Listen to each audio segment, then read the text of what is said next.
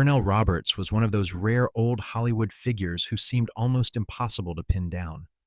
On screen, he carried himself with a calm authority that made Adam Cartwright feel like the quiet center of Bonanza. But behind that composed exterior lived a man known for fierce conviction, sharp honesty, and a willingness to walk away from anything that violated his principles. While most actors of his era learned to stay polite, keep their opinions off the record, and avoid tension, Roberts moved through the industry with a completely different philosophy. He believed truth mattered more than applause, and that integrity was worth more than any paycheck. And that uncompromising approach created a series of grudges, disappointments, and full-blown feuds that followed him through his entire career. Some were whispered about, others were reported by insiders, and a few were so intense that even decades later, people still talk about them in hushed tones. Roberts was born in Georgia during the Great Depression, and that environment shaped him in ways Hollywood never understood. There was nothing glamorous about his childhood. Life was difficult, money was scarce, and people survived by working hard and telling the truth. Those values ran deep. His father, a strict but dependable man, taught him discipline. His mother encouraged his curiosity but expected sincerity. And when Roberts enlisted in the Marine Corps after high school, that early foundation hardened into something stronger. The Marines taught him to hold his ground and never tolerate disrespect. Years later, when people wondered why he refused to bow to studio pressure or stay silent during disagreements, the answer was simple. He had been raised in a world where integrity wasn't optional. When Roberts discovered acting, first through music and later through stage work, he approached it with a seriousness rare, even among trained performers. Theater wasn't just a job to him. It was a craft that demanded honesty and emotional truth. He studied Shakespeare, tackled challenging roles, and built a reputation as an actor who expected depth in every character he played. That intense dedication clashed almost immediately with Hollywood's formula-driven storytelling. Roberts hated scripts that felt shallow, disliked being boxed into predictable roles, and grew impatient with producers who prioritized ratings over realism, and that would eventually set him on a collision course with several of the biggest names in the industry. The longest-running and most heated of those conflicts centered around Michael Landon, the charismatic young actor who played Little Joe on Bonanza. While their relationship began politely, it didn't take long for tension to build.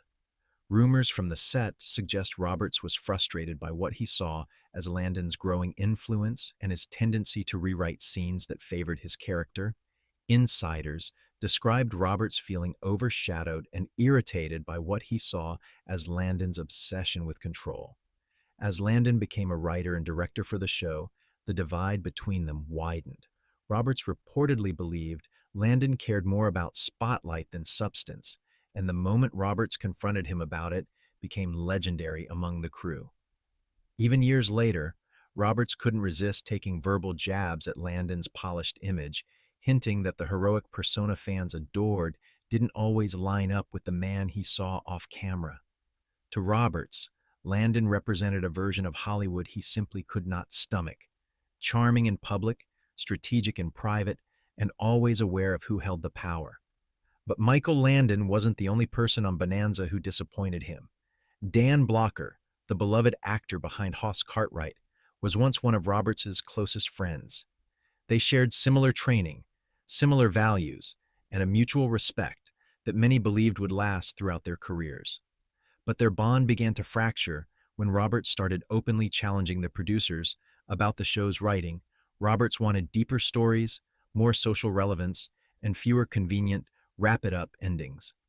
When he pushed back, he expected Blocker to support him. Instead, Blocker attempted to mediate, trying to keep the peace rather than take sides. Roberts viewed that neutrality as a betrayal. He believed Blocker had the talent and influence to help push for meaningful changes, yet chose not to. That left a wound Roberts never fully forgot. Their friendship didn't end in a dramatic explosion.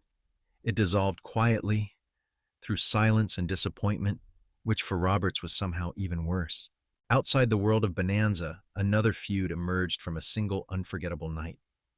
At a charity event honoring Western television icons, Roberts crossed paths with Chuck Connors. The towering star of the Rifleman Connors was charismatic and adored by fans, but backstage behavior reportedly revealed a different side. Witnesses described him treating staff dismissively, speaking with a sharp, cutting tone that instantly offended Roberts.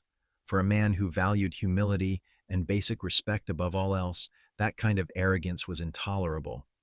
When the two eventually confronted each other, the argument reportedly escalated fast. Roberts accused Connors of being a fraud, a performer who cared more about cameras than character. Connors fired back with personal insults, mocking Roberts as a bitter idealist who walked away from success because he couldn't handle the spotlight. They never reconciled, and Roberts later referred to him in private as someone who only looked deep on television but had nothing meaningful beneath the surface. Even more painful was the tension between Roberts and Lorne Greene, the man who played his father on Bonanza. Their relationship appeared warm to viewers, but privately it was strained almost from the start. Roberts felt suffocated by Greene's unwavering loyalty to the network and the show's formula.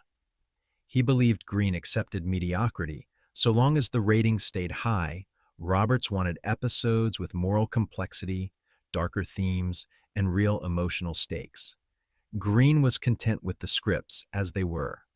Over time, Roberts began to resent what he saw as Greene's authority on set and the way other cast members deferred to him. He once remarked that he couldn't spend his entire career taking off his hat and saying, "Yes, Pa," a line that summed up both his artistic frustration and his personal exhaustion. Their working relationship eroded season after season until Roberts finally walked away from Bonanza at the height of its popularity. A decision many considered reckless, but for him, absolutely necessary. His ideological clash with James Drury, star of The Virginian, was different but just as intense. Roberts had long been outspoken about social issues. He marched in civil rights demonstrations, spoke against the Vietnam War, and criticized Hollywood for avoiding stories with emotional or political resonance. Drury held the opposite view. He believed audiences wanted escapism, not commentary, and openly defended traditional Western storytelling. Their disagreement boiled over during a televised panel about the future of television. Roberts challenged Hollywood's reluctance to address real-world problems and accused the industry of hiding behind safe narratives. Drury countered sharply, arguing that actors shouldn't preach. The debate sparked a personal coldness between them, fueled by Roberts's belief that Drury's silence on important issues was more than indifference. It was a refusal to use his platform for good. Rumors circulated afterward that the two men avoided each other entirely at public events.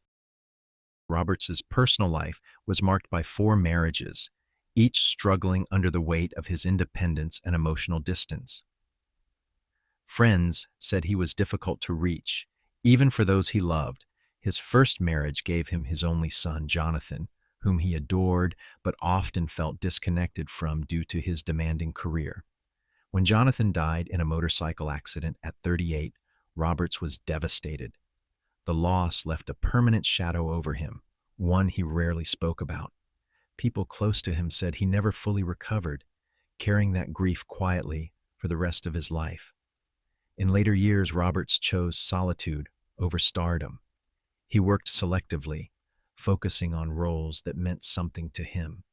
His success with Trapper John, MD, brought him new fans, but even then, he kept a protective distance from Hollywood. He preferred music, activism, and private life with his 4th wife. When pancreatic cancer finally claimed his life in 2010, he left behind a complicated legacy. He was the last surviving member of the original Bonanza cast, a man remembered as much for his moral spine as for his performances. To this day, Roberts stands out as one of the few old Hollywood actors who refused to compromise, no matter the consequences. He valued truth over approval and purpose over comfort. And while that unyielding integrity cost him friendships, roles, and an easy career, it also carved out a legacy unlike anyone else's. In the end, His story reminds us that some people are not shaped by Hollywood. They challenge it, confront it, and sometimes walk away from it entirely, even when the world begs them to stay.